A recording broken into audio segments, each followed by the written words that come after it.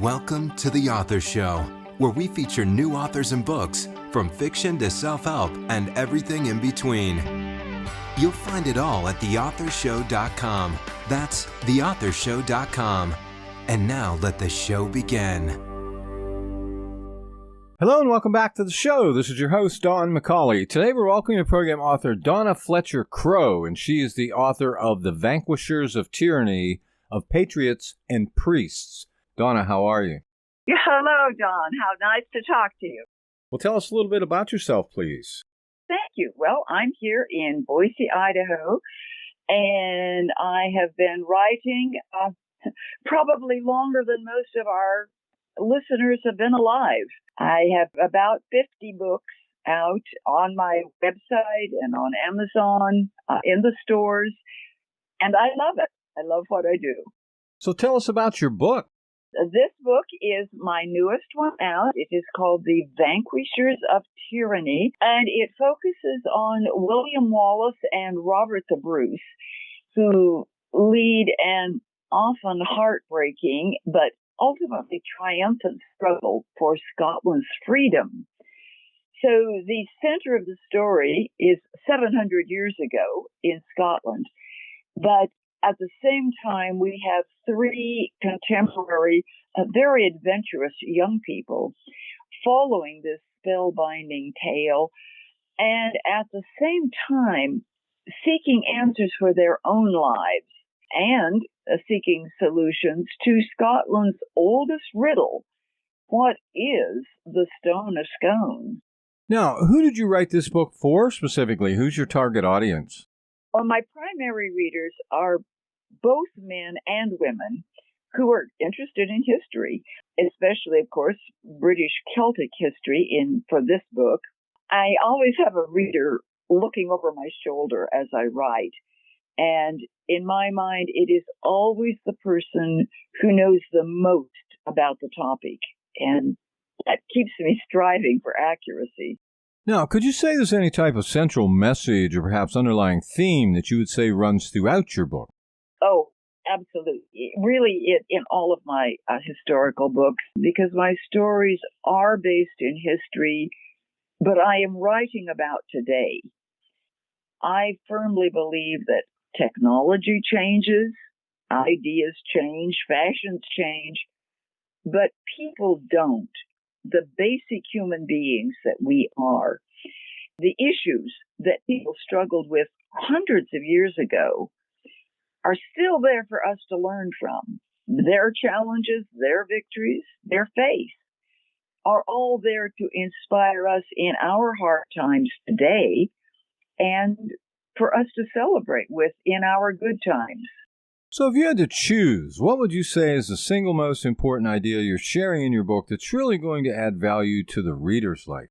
Well, that's dangerous, Don. You said single, and I do have two things uppermost in my mind. First, I hope that the lessons that one can learn from history will be valuable to readers in all times. But right now, when our opportunities to travel are so restricted, I find that one of the things so many of my readers find most helpful is my "you are there" style that puts the reader in the scene and lets them experience the action in person. With all the lockdowns and the difficulties, we all know what we've been through in recent months, and many challenges still remaining. We need to get to another time and another place, if only vicariously. So escape, in one word. And then second, I do have to say that politically, we are so fractured in this country and in most of the countries of the Western world. And from my books, we can see how people who were far more divided than we are have come together and built strong nations. If there's one thing history has taught me, it is that no matter how dark things look now, things have been worse. And people have always come through. We have always triumphed. And I think that people need that message right now. So, if you could compare the Celtic Cross series with any historical novels out there we might be familiar with, which one would it be? I would love to have my stories compared to the wonderful novels of Scotland's past that were written by Nigel Tranter in his long career. Tranter covered almost every aspect of Scotland's history and told the stories with absolute accuracy and riveting action that just absolutely sweeps the reader into the story. I would love to have mine come up to that, even in a small way. His books are wonderful. So, how did a girl raised on a farm in Idaho come to be known as the novelist of British history? Well, Don, I was an only child, as well as being on a farm in a small state. So I grew up quite isolated. My companion, besides my horse, were my books. I loved the tales of King Arthur, and then later the novels of Jane Austen. And that background, plus identifying with my own British heritage, has meant that I've been able to bring a lifetime of reading and daydreaming to my stories. I should also add that I grew up without television, and so I entertained myself by telling myself stories. I have been so fortunate to be able to follow my passion, and I truly hope that this passion carries through my characters and on to my readers. Now, isn't it true that the Celtic Cross series is based on two epics you wrote about 25 years ago? Oh, Don, that makes me sound as ancient as my historic characters, but yes, that's exactly right. I followed Glastonbury, which is my Arthurian epic of British history, with the Fields of Bannockburn, which tells the story of the formation of Scotland as a nation. And then I carried that on with the Banks of the Boyne, which is the story of Scotland's struggle for peace.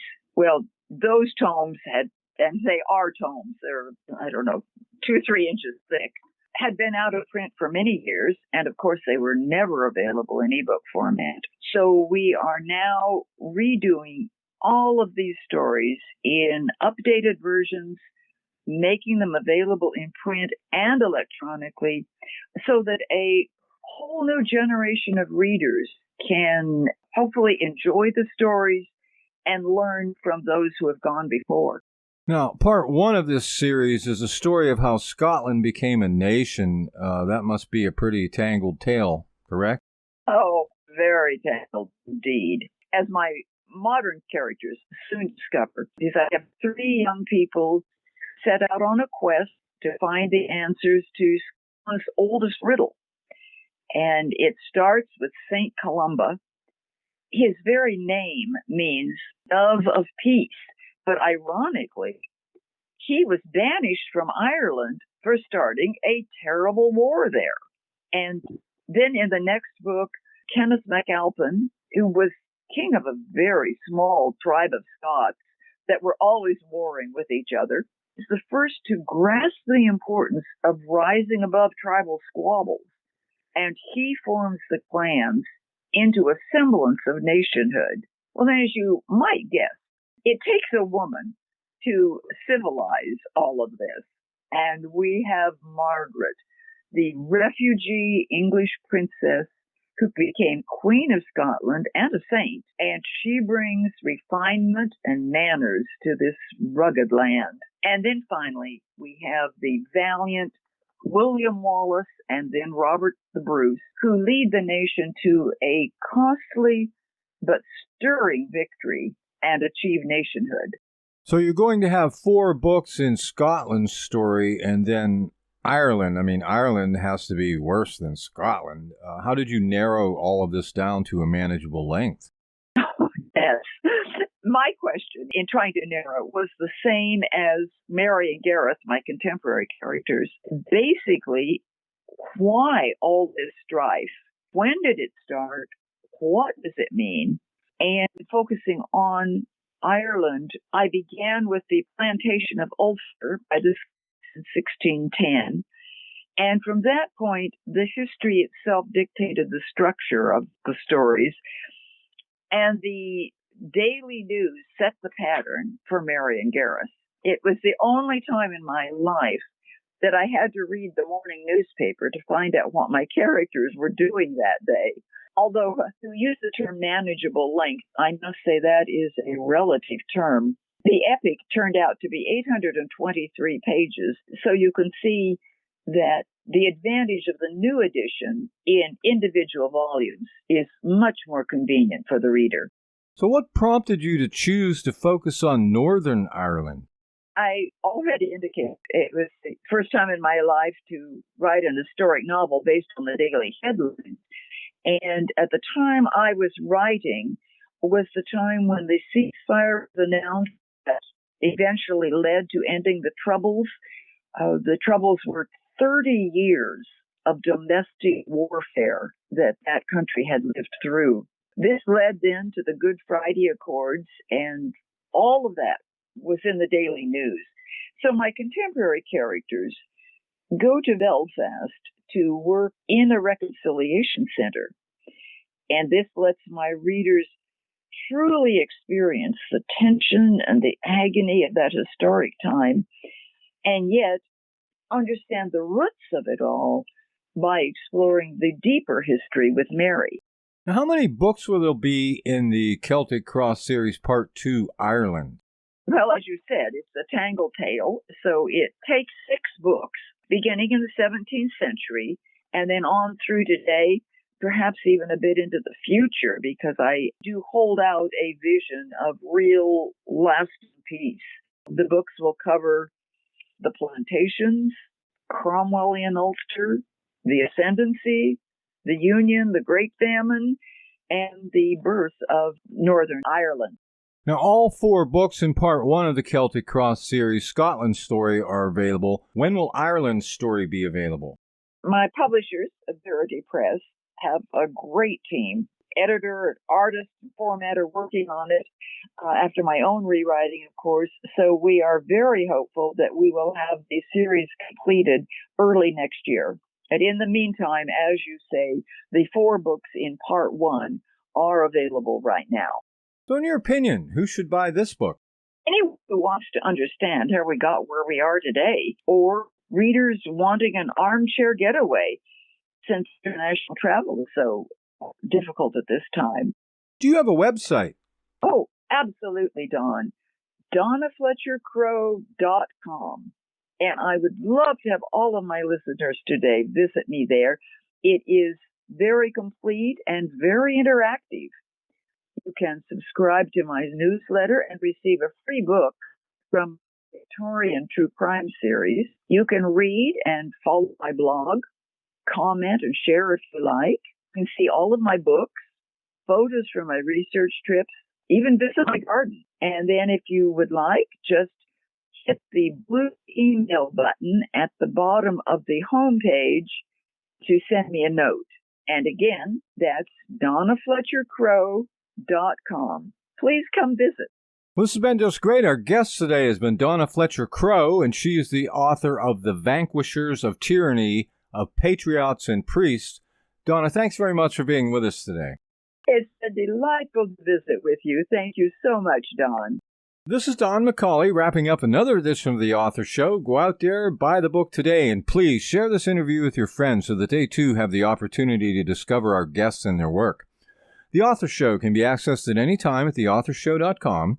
Selected interviews can also be found on major platforms like Amazon Fire TV, the Roku channel, iHeartRadio, Spotify, Amazon Music, and many more. And whether you're an author who would like to be featured or a reader in search of new books to read, The Author Show is a great place to start. Check us daily as we continue to introduce wonderful authors of very interesting books on The Author Show. Thanks for listening to The Author Show. Find out more about authors and their work at theauthorshow.com. Theauthorshow.com. Tune in next time to another great author on The Author Show.